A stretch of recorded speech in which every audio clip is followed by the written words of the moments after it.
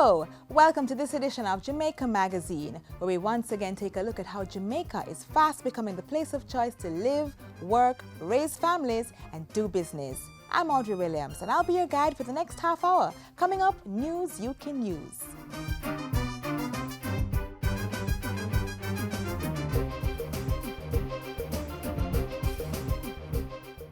Slow down, drivers, you're moving too fast. Listen, we drive the cars. Cars don't drive us. So watch it now. Pay attention to the road rules. Don't be a fool, and don't bother with the careless overtaking. Just take your time on our Jamaica road and make we have a nice place. See? This is Taurus Riley, your singer, the recording artist. Help me to save lives.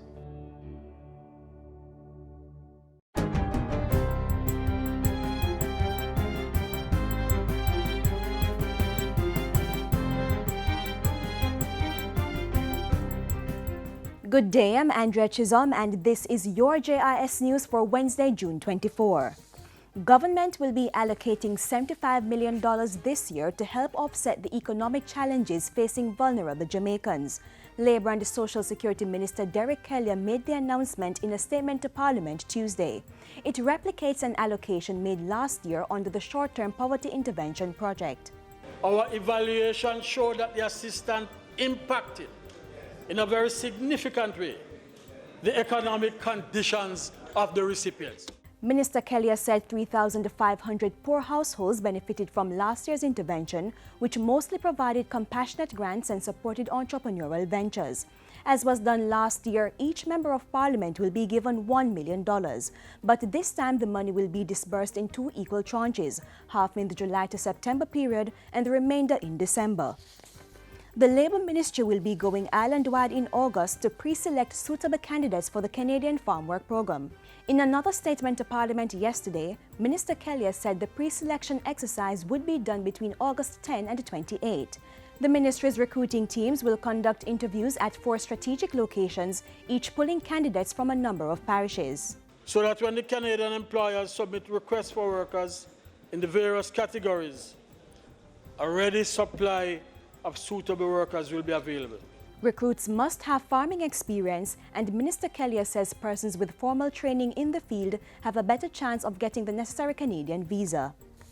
Cabinet has reported on the National Logistics Initiative Council NLIC's assessment of information provided by the Croc Group under a non-binding Memorandum of Understanding with the government. The council was appointed by Cabinet in May to oversee the MOU signed with Croc to potentially develop and fund infrastructure for the planned logistics hub. In a statement yesterday, Cabinet said NLIC reported that the proposed bidders did not provide enough due diligence information. As a result, the council said it could not recommend that negotiations proceed at this time between the government and the group. Cabinet says it has accepted NLIC's recommendation, but it has authorized the Industry Ministry, if it so wishes, to continue discussions with Croc to see whether additional credible due diligence information can be had. The trade environment has been enhanced with the signing of a Memorandum of Understanding that should reduce transaction costs at the ports. The Trade Facilitation MOU was signed by representatives of 8 government ministries this week. It will pave the way for a more transparent process at the ports. Today's MOU signing signifies our continuing efforts to deepen the business environment reform process and to ensure measurable achievements in the trade facilitation outcomes and in trade performance.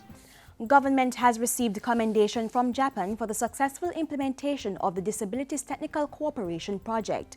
It was implemented in 2011 to enhance the Labour and Social Security Ministry's ability to support the welfare of persons with disabilities. The Japan Social Development Fund provided $572,000 in financing support. Going forward, we as a Minister of Finance very much like to cooperate in the next project, and on that case, I like to see a very heavy involvement from JICA, and so that we can make a very productive and collaborative project. The Deputy Director of Japan's Ministry of Finance was speaking during a recent 2-day monitoring mission to review the performance of the project. Government is taking urgent steps to ensure the security of public sector websites. Science and Technology State Minister Julian Robinson tells JIS News that since a breach last year, the administration has been ensuring that systems are resilient and robust in the face of threats. He says the regular issuing of alerts since that breach is what resulted in early containment of the latest spread, which included an attack on the website of the Jamaica Information Service Monday night. Preliminary findings revealed that the attempts of the hacktivists were constrained to surface defacement and no data was corrupted. It is being investigated by members of the JCF's Communication and Cybercrime Forensic Unit and the Major Organized Crime and Anti-Corruption Agency, with support from the Computer Incident Response Team and the JIS Web team.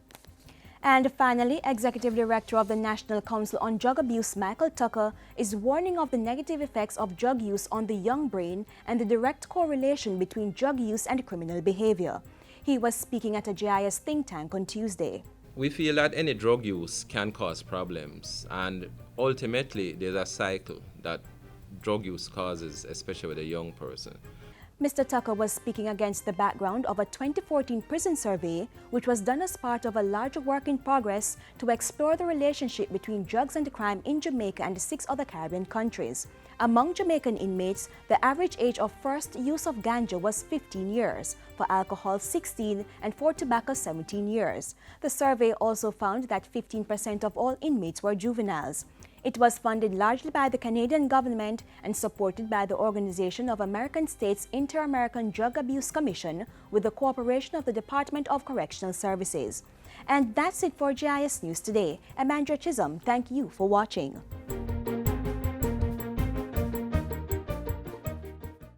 Parents, make sure the children get immunized. Hear this! Immunization, it is a must. This is not a joke thing, this you can trust. It is required by law for entry to nursery, to daycare and to schools. Listen up, it is necessary to prevent diseases such as the measles, the poliomyelitis, the lockjaw and the whooping cough. Immunize your kids, keep them healthy, keep them strong. Prevent deadly diseases such as mumps, rubella and diphtheria. Immunize your child today. Immunization, a key to good health. A message from the Ministry of Health and PAHO. The Jamaica Customs Agency has automated its data system. That means there'll be less waiting time and both you and the agency will be able to save money. Listen up to hear more in strategic priority number 1, fiscal prudence and pursuit of a credible macroeconomic program. Fiscal prudence is simply good money management, getting the most out of each dollar and making sure that investments bring immediate returns and sets up your entity to experience more growth in the future. The same applies to running a country. As the world economy recovers from the disruptions of the Great Recession of 2008, that it is going to move into a phase of sustained growth. We are in an early phase of that recovery still, but we need to ensure most of all that as the wave of growth picks up, we are able to surf that wave and to gather momentum domestically. A key link in that plan is the management of our ports, which have an important role to play in the facilitation of trade. This fiscal year, government is introducing a number of mechanisms to improve port operations to make them more efficient in line with world standards. The Jamaica Customs Agency, JCA's mission statement, in part, is to facilitate trade, protect our borders, and optimize revenue collection. As part of achieving that, the agency is revamping its Authorized Economic Operator AEO program. An AEO is an individual or company that plays a part in the international movement of merchandise. The system rewards economic operators that consistently comply with customs regulations and focuses resources on potentially unsafe and high-risk entities and individuals. The program ensures predictability in importation and, by extension, production timeframes, a critical component to the production process. Trusted importers and exporters can circumvent the lengthy wait between arrival of shipment in the country and actual receipt of goods, not just in Jamaica, but in other AEO countries within the European Union and the Asia Pacific Economic Cooperation, APEC. JCA's revamped AEO program was launched on July 20, 2014. Through it, all relevant personnel within the import and export chain will be certified to encourage compliance and reduce security risks. The program ensures the integrity of Jamaica's supply value chain and supports a working partnership between operators and customs. It is really then a catalyst for improving the ease and speed of doing business and for moving goods or services across borders. The Authorized Economic Operator Program was redesigned with assistance from the World Customs Organization, the Inter-American Development Bank, and the United States Agency for International Development, USAID. Another major development is underway at the Jamaica Customs Agency in support of government's fiscal policy. An automated system for customs data, ASICUDA, is being implemented at a cost of $4 million to speed up operations at the ports by fully automating export and import transactions. It was introduced through a pilot phase in February 2014 and will be fully rolled out in fiscal year 2015-16. This system will allow for real-time updates on new tax regulations to minimize errors and delays in the computation of port taxes. This automated customs data system is also expected to significantly reduce the cost of importation and doing business for local and foreign investors. And like other countries that have already implemented the ASICUDA, Jamaica expects to benefit from a 10 to 20% increase in revenues. The country needs the additional revenues, which can flow from this, just from the improved compliance benefits, including self-compliance. People can know what it is that they are liable for and can more easily settle their obligations. It's not just a matter of, shall we say, identifying persons who are trying to avoid or evade duties. This is significant for manufacturers who often need to import and export particular goods multiple times before achieving the final product. This may include an item undergoing partial processing in Jamaica, being moved to the United States for further development, and then shipped back to Jamaica for final processing. It means that if you are going to be part of that production chain, you have to be able to move your raw materials in and your product out without any interference or as little interference as possible. If you are not able to do that, then people who are involved in organizing those production chains will avoid coming to your country to locate that piece of the production chain where we might be competitive and will seek other jurisdictions. By retaining Jamaica's market preference, government is setting the platform for greater foreign exchange earnings, which supports a healthier economy. Our business as government is to enable the people who are doing business of production to produce and to make us all in this country able to achieve a higher standard of living. The Jamaica Customs Agency, streamlining its operations and practicing fiscal prudence.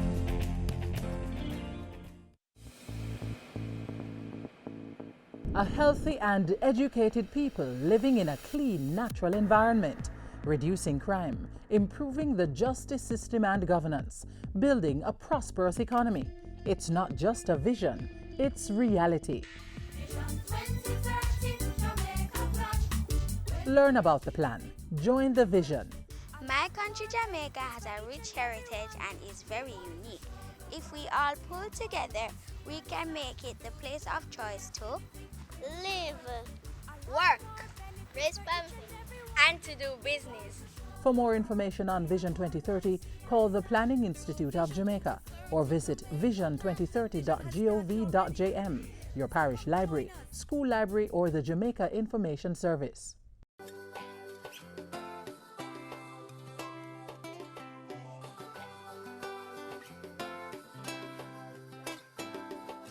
Our objective and our policy directives cannot be solely to increase arrival figures, but must be driven by the impact that tourism has on the life of the ordinary Jamaican. And that's the platform on which the Tourism and Entertainment Ministry is carrying out its duties during this fiscal year. A tourism sector that is working for Jamaica.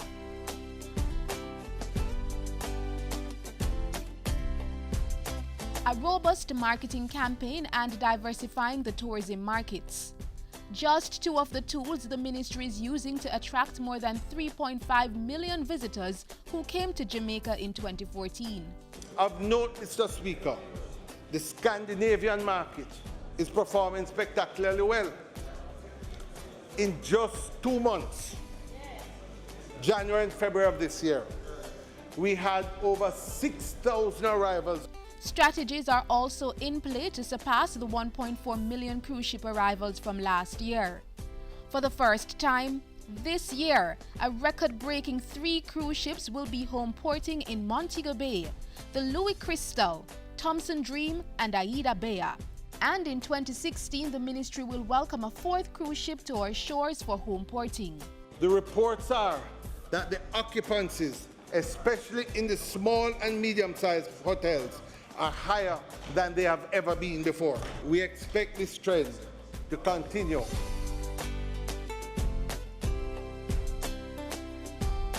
The Tourism Ministry is reaching out to investors to expand Jamaica's offerings and earnings from the sector. Courtyard Marriott in New Kingston will open its doors in a few months. Expansion and construction is about to start on a number of projects that are already on the books. And these, when completed, Mr. Speaker, will add more than 1,600 new rooms over the next 18 months. There are another 1,500 new rooms being proposed, which are at the land acquisition and advanced planning stages. These will complement existing brands such as Sensatori, Melia, Royalton, Hyatt, and Moon Palace. Under the new Fiscal Incentives Act, the number of tourism properties eligible for tax benefits for reinvestment and refurbishing has increased from 100 to 400. The majority of the newly eligible properties will be small properties and medium-sized properties which have not been able to access incentives for years. Other tourism subsectors such as transportation and attractions are also now entitled to tax reliefs of various kinds. Benefits under the new regime include employment tax credits, lower corporate income tax, product input relief, and favorable capital allowances.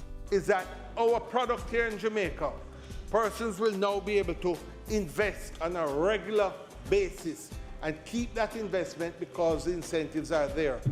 All the properties will have the chance and they'll be able to do it in perpetuity. And what that means is that our tourism sector can stay on the cutting edge of the industry all over the world.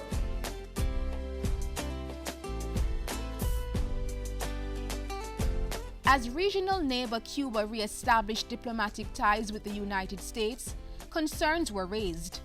Could this cause a fallout in visitor arrivals to Jamaica? But the ministry hasn't been waiting on that report to act. In anticipation of this move, over the past 2 years, we've been having serious discussions with Cuba. So we were already far advanced with plans and programs, anticipating this inevitable change in policy.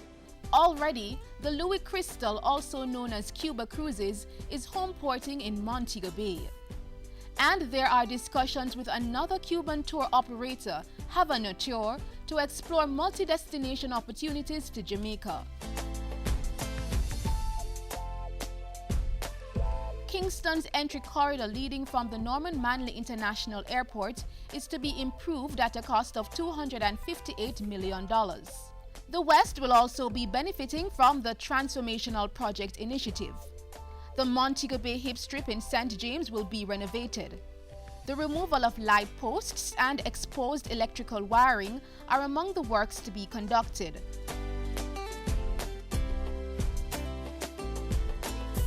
Studies reveal that only 6% of tourism workers have pension plans. So Cabinet has approved the establishment of a defined contribution pension scheme for these workers. Contributions are to be provided by both employers and employees, beginning initially with the accommodation subsector. Of fundamental importance is that both Cabinet and the sector have agreed to establish this pension scheme by January 2017. During this fiscal period, the Ministry of Tourism and Entertainment will continue working to ensure that Jamaica becomes the place of choice to live, work, raise families, and do business.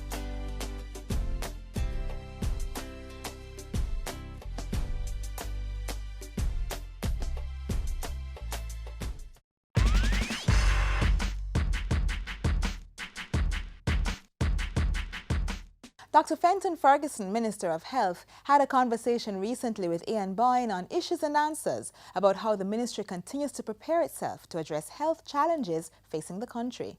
Here it is. Once we start to move towards the renewal of primary care, which is, we have gone far. We have repair or build over 129 health centers. We have another 8 that is ongoing in terms of infrastructure. We are improving the numbers. We have had Cubans coming here, doctors, nurses, specialist nurses, etc. And we have brought in dentists now for the first time. And we are bringing in some other kinds of specialists. But we are also using, outside of what we are doing, Ian, we are now trying to pull together that pool of persons from the diaspora. Missions. In 2012, we had 172 medical missions visiting the country, saving us, millions of dollars in terms of pharmaceuticals, the manpower. By 2013, we had 197 medical missions. Last year, we had 182. We have introduced 4 centers of excellence for the first time. And we did that in the post-2012 period. One at Isaac Barron, which was one of the hospitals that were closed in 1980. We have the Santa Cruz Health Center in St. Elizabeth, Claremont Health Center in St. Anne, and Darliston in Westmoreland. 4 centers, new concept, and the expectations, they will emerge like small community hospitals, doing, diagnostic treatment in essence, ECG, as time go by, X-ray. So you don't have to go to the hospital or the emergency room for some simple things. There are a number of areas of efficiencies that we're moving towards to encourage and to get people. It is less per capita to go to a health center than to go to the hospital for each patient. So it is also effective in terms of value for money.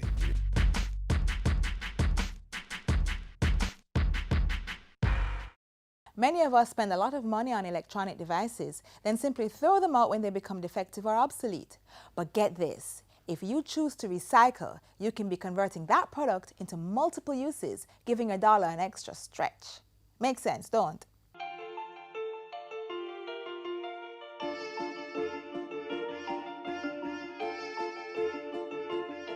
How have you been disposing of your electronic waste? Your old cell phones, computer equipment, chargers?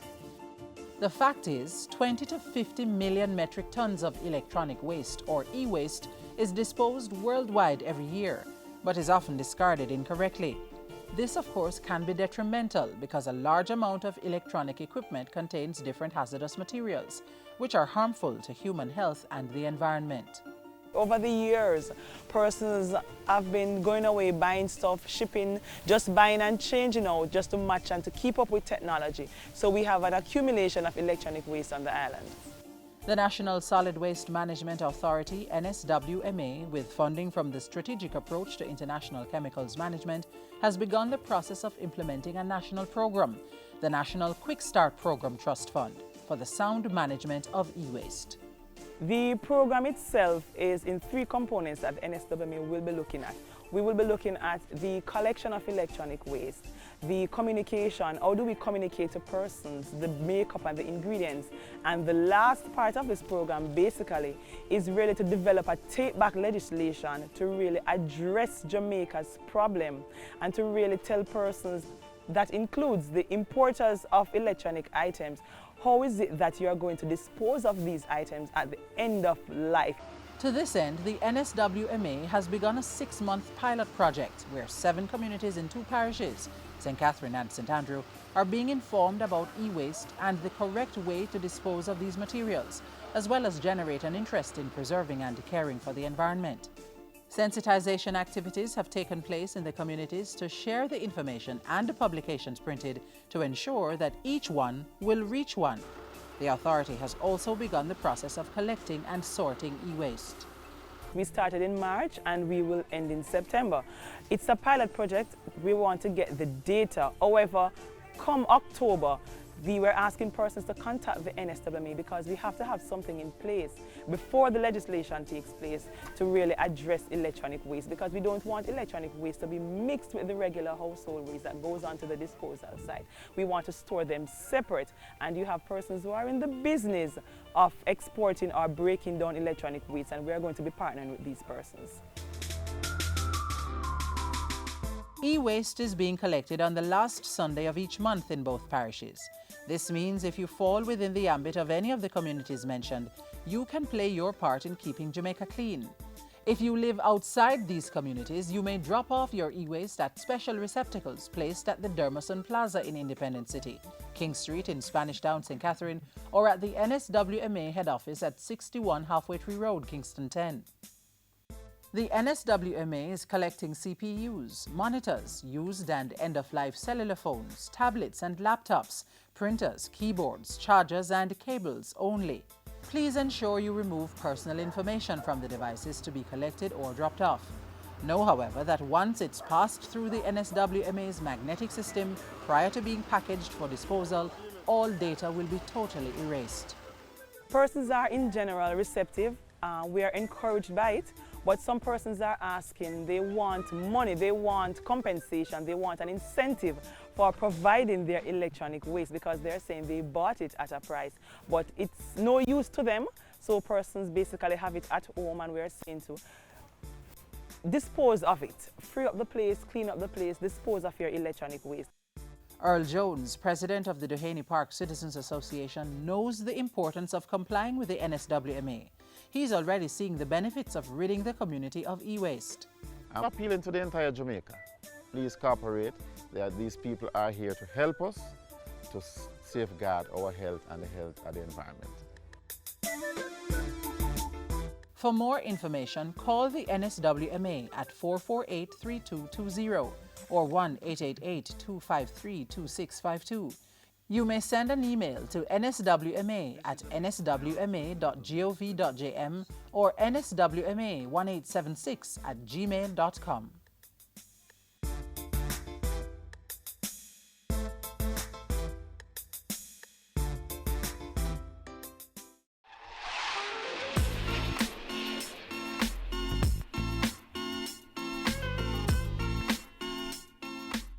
As we close the pages of the magazine, remember to stay in touch through our Twitter and Facebook pages, YouTube channel and website, gis.gov.jm. You can also download the GIS News app from the Google Play Store. I'm Audrey Williams. Remember to make the choice every day to dream big.